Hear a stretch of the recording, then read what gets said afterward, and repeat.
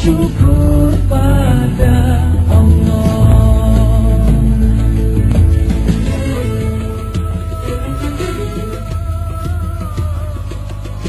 Assalamualaikum warahmatullahi wabarakatuh. Alhamdulillahirabbil alamin. Puja dan puji mari kita panjatkan kepada Allah Subhanahu wa taala bahwa kita sampai hari ini masih diberikan nikmat kesehatan dan juga nikmat Islam. Dan tidak hanya itu, mari kita panjatkan juga salawat dan salam pada junjungan kita Nabi besar Muhammad sallallahu alaihi wasallam serta keluarga, sahabat dan umatnya yang setia hingga akhir zaman. Pemirsa TPI, dimanapun saja Anda berada, ini adalah satu bagian bagi kita semua di mana kita hari ini masih diberikan kesempatan untuk memperingati hari kelahiran Nabi besar kita Nabi Muhammad SAW, yaitu perayaan Maulid Nabi Muhammad 1431 Hijriah. Dan kali ini tentunya alangkah bijak ya kita sebagai umat Islam untuk bisa memaknai tujuan dan juga bagaimana Rasul kita mencoba menerapkan Islam dan memperjuangkan Islam sejak awal Islam ini hingga akhirnya kita sekarang bisa menikmati masa kejayaan Islam itu sendiri. Nah, pemirsa, tentunya saat ini di tengah keadaan bangsa yang begitu memprihatinkan, kita juga dituntut juga untuk bisa kembali lagi menoladani sikap Nabi besar kita Muhammad SAW. Karena tuntunan kita sebagai umat Islam tidak hanya Al-Quran dan juga sunnah Nabi. Nah, pada kesempatan kali ini kami akan mengajak Anda untuk mendengarkan tausiah dari guru kita, yaitu Kiai Haji Zainuddin MZ, yang insya Allah nanti juga akan menyampaikan tausiahnya. Tentunya disiarkan dari Masjid Jami Al-Azhar, Jaka Permai. Assalamualaikum warahmatullahi wabarakatuh.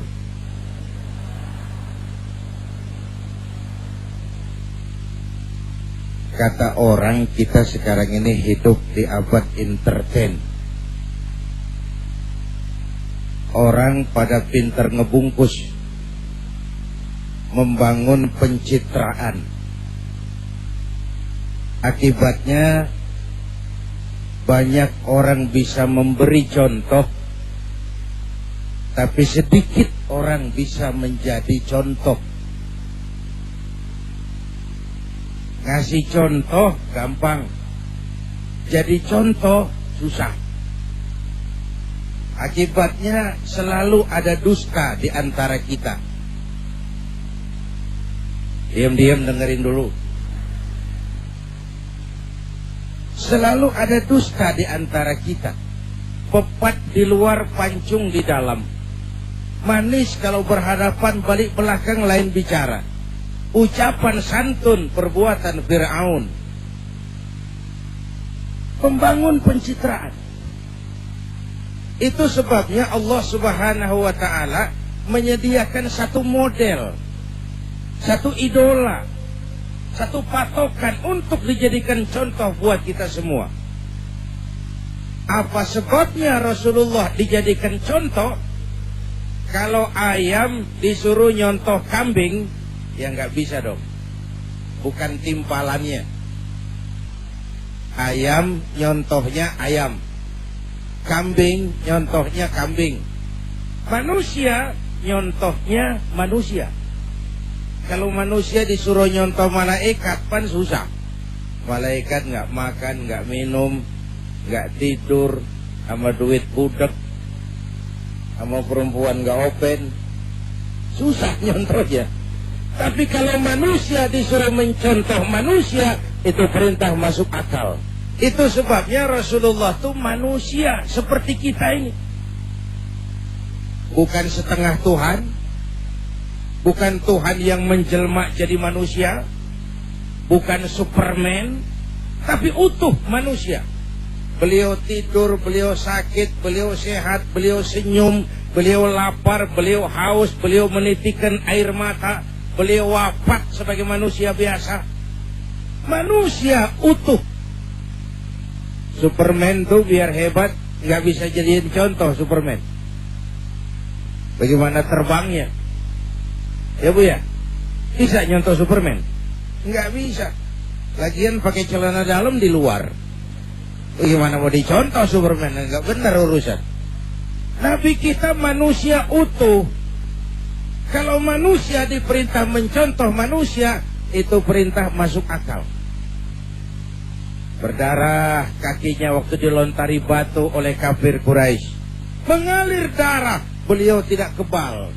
Tidur, hidup sebagai manusia pada umumnya. Manusia diperintah mencontoh manusia. Ini alasan predisposition.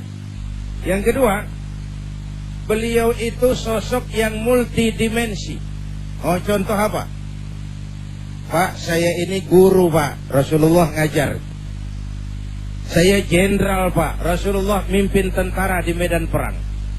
Saya mubalik, Pak. Rasulullah dakwah. Saya pengusaha, Pak. Rasulullah dagang. Saya politisi, Pak. Rasulullah diplomat ulung. Saya presiden, Pak. Rasulullah memimpin bangsa dan negara. Saya kepala rumah tangga, Pak. Rasulullah punya anak istri. Dalam keseluruhannya, beliau merupakan uswatun, contoh teladan yang sangat baik. Malahan kata Imam Busairi, Rasulullah itu sosok yang kehebatannya di semua lini. Kita manusia, kita keringetan nggak? Nabi kita manusia, beliau juga keringetan. Keringat Nabi harum wangi bau minyak kasturi. Zaman belum ada parfum. Keringat kita rasain aja masing-masing dah. Oke. Kayaknya kalau ngedengerin Pak Kiai ngobrol tuh udah aduh ketawa aja gitu ya, kesentuh gitu ya, berasa tertohok. Tapi yang kayaknya mana yang bagian keringetnya tadi? langsung panik gitu ya. Ya sudah, nanti kita akan lanjutkan lagi ya, bagaimana kita akan meneladani ya sikap dan perbuatan seorang Nabi kita, Nabi Muhammad SAW. Jadi jangan kemana-mana, tetaplah di edisi spesial Maulid Nabi 1431 Hijriah.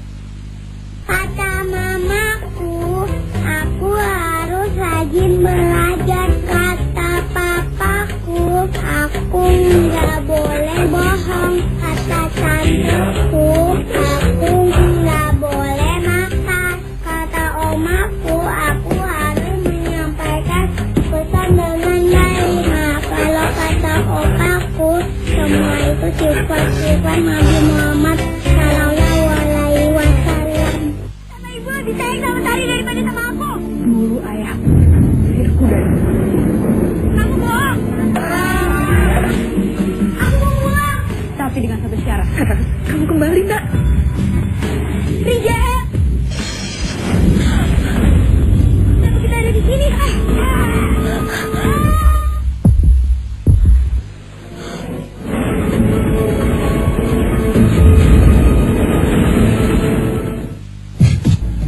Alhamdulillah masih di edisi spesial ya, perayaan Maulid Nabi 1431 Hijriah. Ya, tentunya kita yakin ya tadi ya Trit ya bahwa Rasul itu adalah uswatun hasanah bagi kita semua. Nah, mudah-mudahan kita semua benar-benar bisa menerapkannya dalam kehidupan kita sehari. Cuman kayaknya nggak gampang-gampang banget nih. Iya, kedengarannya sih kayaknya kalau Pak Zainuddin MZ yang ngomong kayaknya gampang-gampang aja nih, kita ketawa-ketawa aja dengan pas sampai rumah mikir lagi nih, aduh gimana ya. Betul. Nah, mungkin buat Anda yang sudah tidak sabar kita dengarkan lagi yuk tausiah dari Kiai. Silakan Kiai. Betul. Bapak Ibu hadirin, apa yang mau kita jadikan contoh pada jumpa kali ini saya sampaikan 3 saja.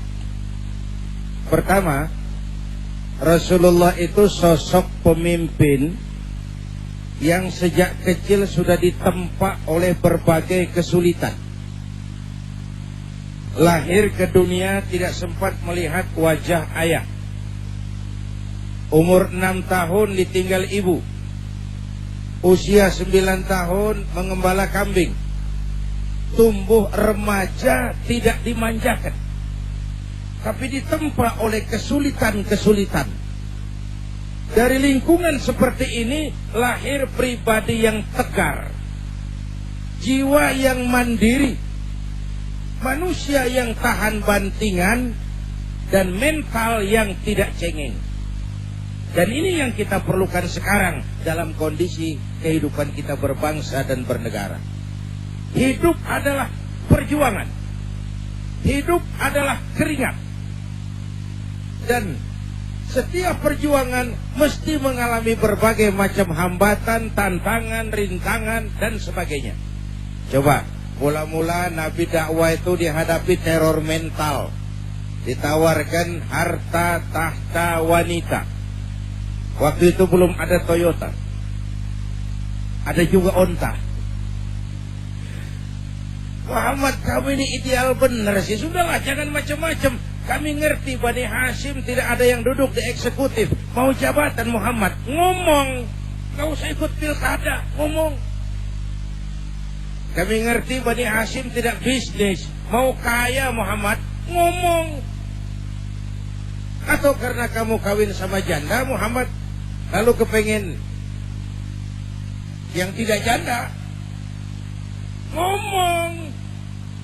Ini dengan tegar disambut Nabi, paman, jangankan harta tahta wanita, kalaupun mereka mampu meletakkan mentari di tangan kanan, rembulan di tangan kiri, luluh lantak jasad saya karenanya, saya tidak akan bergeser setapak pun sampai Allah membuktikan kebenarannya, atau saya gugur dalam mengemban tugas. Tidak cengeng. Jujur nih, kan kita kan masih hidup di zaman susah nih, ya Bu ya.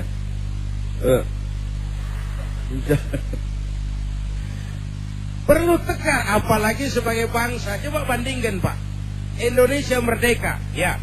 Malaysia merdeka, iya. Singapura merdeka, iya. Apa bedanya? Oh jauh. Malaysia merdeka dikasih Inggris, Bung. Singapura merdeka dikasih Inggris. Indonesia merdeka, keringat, air mata, darah, dan nyawa. Bangsa yang merdeka seperti ini mestinya tegar, tahan bantingan, produktif, tidak instan. Hidup adalah perjuangan, dan perjuangan adalah pengorbanan. Tegar.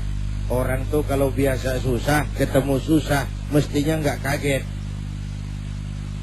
Udah nukangin namanya, tukang susah. Saya biasa makan kangkung, datang ke rumah temen dikasih kangkung, makanan gue ini. Dikasih daging ayam, nambah. Saya santri, biasa tidur di masjid, disuruh nginep di hotel, pules. Tapi yang biasa tidur di hotel, suruh nginep di masjid, encok. Orang tuh kalau biasa susah, ketemu susah, mestinya kan nggak kaget. Ya Bu ya? Tegar, tahan bantingan, tidak cengeng. Kita ini kadang-kadang karena kaget salah improv. Sholat menghadap Allah, kepengen dagangan laris menghadap Mbah. Ini namanya improvnya salah. Iya, karena aku dua Mbah nasta'in. Padahal itu paket, tidak boleh berpisah. Ini keteladanan hidup itu kerja keras, peras keringat, banting tulang. Kenapa kita lakukan? Karena kita punya harapan. Orang tuh nggak makan bisa hidup 2 minggu. Orang nggak minum bisa tahan 1 minggu. Tapi orang nggak punya harapan, sehari pun dia nggak akan bisa hidup. Harapan yang mendorong kita kepengen hari esok lebih baik daripada hari sekarang ini. Jadi jangan takut menghadapi susah, tapi jangan salah cari senderan kalau lagi susah. Itu pesannya. Bu, saya senderan ke tiang, tiangnya rubuh, saya jatuh nggak? Ya, saya senderan ke tembok, temboknya ambruk, saya jatuh nggak? Sama tuh. Saya senderan sama orang kaya, dia jatuh miskin, saya tamat. Saya senderan sama jenderal, dia pensiun, saya selesai. Ini kan zaman sekarang semuanya naik Pak, kecuali harga diri. Harga diri yang murah sekarang ini. Banyak orang-orang yang hidupnya sudah seperti anak yatim di pesta orang kaya. Anak yatim di pesta orang kaya, kerjaannya cuma nungguin panggilan, ngarepin keberuntungan, gak mau kerja keras, peras keringat, banting tulang. Akibatnya terjadi stagnasi. Kita contoh Nabi, tidak ada kerjaan halal yang hina. Kalau perlu bangun kambing. Nah, kamu ini nak lebih baik sekolah sambil dagang koran, sekolah sambil parkir mobil, sekolah sambil semir sepatu. Tidak ada pekerjaan halal yang hina. Nabi ngangon kambing, nah.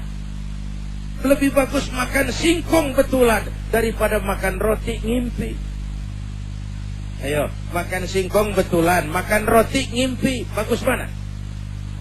Bagus makan roti betulan. Ini milih aja susah deh.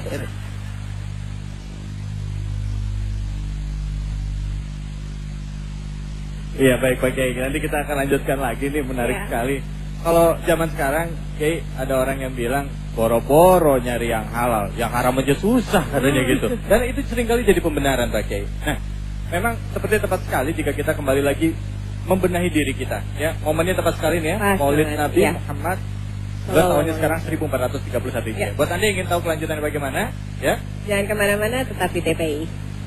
Kata mamaku, aku harus rajin belajar. Kata papaku, aku nggak boleh bohong. Kata tanteku, aku nggak boleh nakal. Kata omaku, aku harus menyampaikan pesan dengan baik. Nah, kalau kata opaku, semua itu sifat-sifat Nabi Muhammad Sallallahu Alaihi Wasallam. Terima kasih pemirsa, Anda masih bersama kami di sini tentunya. Hari ini mungkin masih ada yang baru bergabung. Nah, kita hari ini sedang membahas mengenai tauladan Rasulullah nih. Tadi Pak Kiai sudah menceritakan gimana tuh Rasulullah hidupnya dari kecil tuh kayaknya selalu penuh dengan tempaan-tempaan gitu, penuh dengan kesusahan gitu ya Mas Rashid ya. Rasulullah sendiri melewati kehidupannya itu dengan kerja keras dan pengorbanan, begitu ya Pak Gak ada Kiai ya. instan gitu kalau Betul kata Pak sekali. Kiai, Nah, ya. mudah-mudahan ini bisa dihayati oleh kita semua nih, bangsa Indonesia. Bahwa tadi juga sempat disinggung oleh Pak Kiai bahwa Indonesia ini meraih kemerdekaannya tidak mudah. Benar. Ya? Dengan darah, air mata, dan justru saatnya yang tepat bagi kita untuk mempertahankan kemerdekaan kita dan juga mengisinya. Iya Ya, dong. untuk lebih lanjutnya lagi, Ya. ya pastinya sudah tidak sabar. Kita persilakan langsung saja kepada Pak Kiai. Silakan Pak Kiai. Silakan. Foto. Bapak Ibu, saudara-saudara pemirsa yang saya cintai. Contoh kedua, Rasulullah Shallallahu Alaihi Wasallam itu modal utama perjuangannya adalah akhlakul karimah, memperbaiki akhlak dengan akhlak. Beliau tidak pernah melakukan pendekatan kekuasaan, tekan sono, nakutin sini, pecah sana, peluk sini. Tidak. Pendekatan moral force, memperbaiki akhlak dengan akhlak. Beliau itu mengajak, bukan mengejek.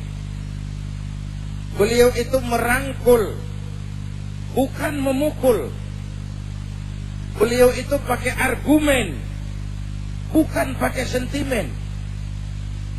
Beliau menyampaikan kebenaran, bukan mencari kemenangan. Akhlaknya luhur dan dipuji oleh Allah, memperbaiki akhlak dengan akhlak. Dimanapun di dunia ini, kehancuran suatu bangsa selalu dimulai dari kehancuran akhlak bangsa itu sendiri. Modal utamanya akhlak. Prinsipnya apa? Basyiru wala tunabbiru, yassiru wala tu'assiru. Gembirakan orang, jangan ditakut-takuti. Mudahkan urusan orang, jangan dibikin sulit. Ini prinsip manajemen yang luar biasa. Basyiru wala tunabbiru, gembirakan orang, jangan ditakut-takuti. Mudahkan urusan orang, jangan dibikin sulit. Ini teknis pelayanan Nabi sebagai seorang pemimpin. Sebelum Islam datang, manusia tidak berakhlak kepada Allah.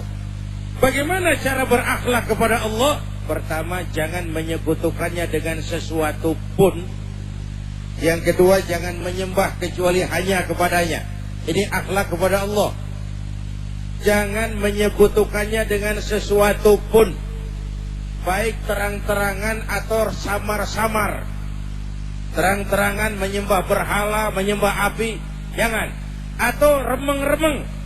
Saya sejak pakai cincin ini nih, aduh, jangan anak perawan, nenek-nenek ngelihat saya lemes.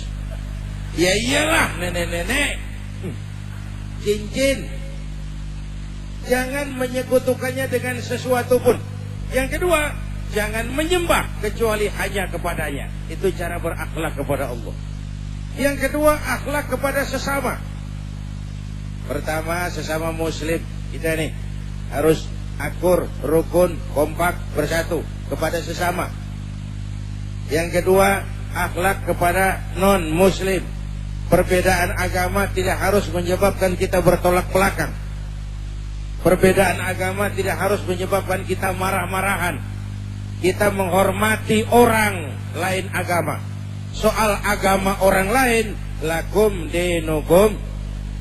Awas, jangan salah taruh kalimat. Kita menghormati orang lain agama.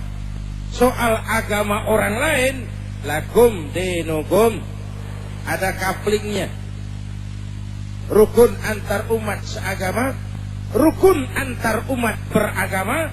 Lalu yang ketiga, rukun antar umat beragama dengan pemerintah. Ini akhlak kepada sesama. Yang ketiga, akhlak kepada makhluk Allah yang lain. Kita harus berakhlak kepada air. Kita harus berakhlak kepada pohon.